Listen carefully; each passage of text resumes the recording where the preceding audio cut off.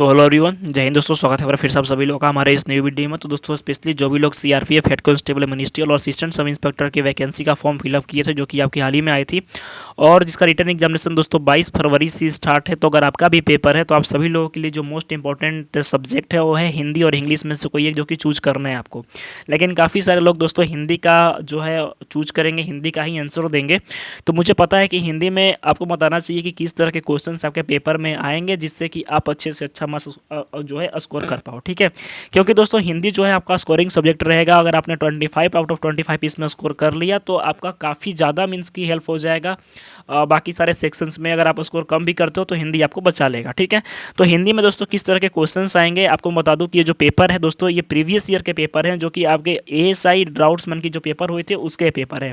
तो यानी इससे पता चल जाएगा कि सीआरपीएफ किस तरह का हिंदी देगा। ठीक है, सबसे पहले दोस्तों क्वेश्चन नंबर 1 देखिए, फटाफट इसको सॉल्व करते हैं। क्वेश्चन नंबर 1 जो है निम्नलिखित वाक्यों में से जिस अंश में त्रुटि है उसे चिन्हित कीजिए। यानी 4 में से कोई एक जो है वो गलत है। ठीक है, प्रकृति की सौंदर्यता किसका मन नहीं हर लेती, कोई त्रुटि नहीं।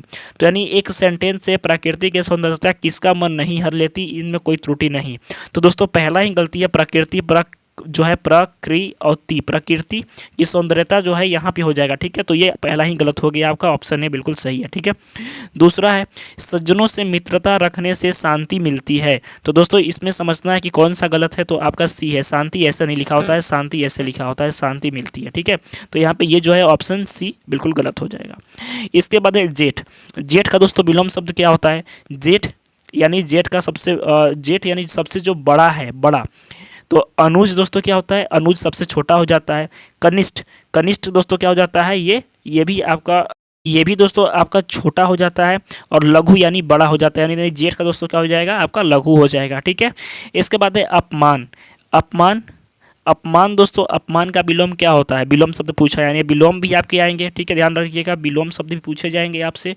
इसके बाद आपका समानार्थी शब्द भी पूछे जाएंगे। समानार्थी वाले शब्द एक वर्ड वाले, यानी जो होते हैं एक अनेक वर्ग को क्या एक वाक्य। ठीक है, आपके समाज से भी क्वेश्चंस आ जाएंगे, आपके पर्यायवाची शब्द पूछे जाएंगे। तो ये सारा चीज़ आपको पढ़ के जाना है।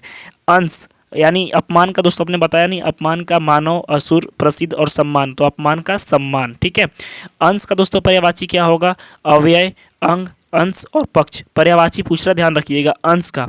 तो दोस्तों अंश का क्या होता है? एक तरह का अंग। ठीक है, जैसे हम बोलते हैं ना कि ये जैसे राम जी जो थे वो विष्णु भगवान के अंश थे। ठीक है, तो इस तरह से काफ़ी सारा एग्जाम्पल हो जाएगा कि ये उसका अंश है। ठीक है, तो इसी तरह से हम यानी उनका एक अभिन्न अंग है वो। ठीक है, इसके बाद है आपका 36 नंबर। 36 नंबर कह रहा है कमल का पर्यायवाची शब्द नहीं है इनमें से कौन सा? तो ध्यान रखिएगा, काफ़ी सारे लोग जल्दबाजी में मार देंगे कि कौन सा है, लेकिन शब्द नहीं है। क्वेश्चन ठीक से पढ़ना है। पंकज, जलज, सौरभ और कंज। तो दोस्तों सौरभ जो है ये आपका किसका पर्यायवाची शब्द है? ये आपके आम का पर्यायवाची शब्द है। कौन सा? सौरभ। सौरभ आपके आम का पर्यायवाची शब्द है। ये बाकी सारे चीज़ दोस्तों जो है ये कमल के ही पर्यायवाची हैं, ध्यान रखिएगा।